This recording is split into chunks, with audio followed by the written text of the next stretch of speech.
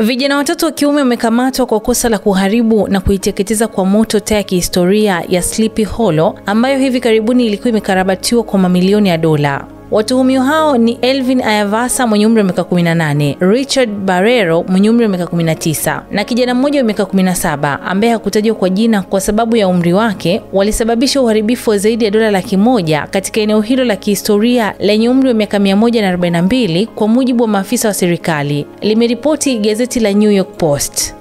Watuhumiwa hao watatu wamefunguliwa mashtaka ya kuchoma moto kwa makusudi, wizi wa kuvunja na uharibifu wa mali baada ya kunaswa kwenye kamera wakivunja daraja kuelekea kwenye taa hiyo. Mtuhumiwa wa 4 bado anasakwa na polisi. Inaripotiwa kuwa walivunja uzio uliokuwa umefungwa, kuvunja dirisha na kuwasha moto kwenye ghorofa ya chini ya jumba hilo la makumbusho, wakiharibu vifaa vya kale na vitabu vya zamani.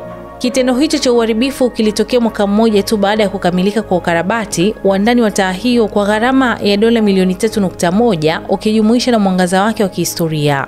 Tukio hilo lilishtua jamii ya kaunti ya Westchester na kusababisha raia wengi kutoa taarifa kwa polisi. Vijana hao walifikishwa mahakamani kwa mashtaka ya jinai ya daraja la juu, huku jina la kijana wa miaka 17 likihifadhiwa kutokana na umri wake mdogo.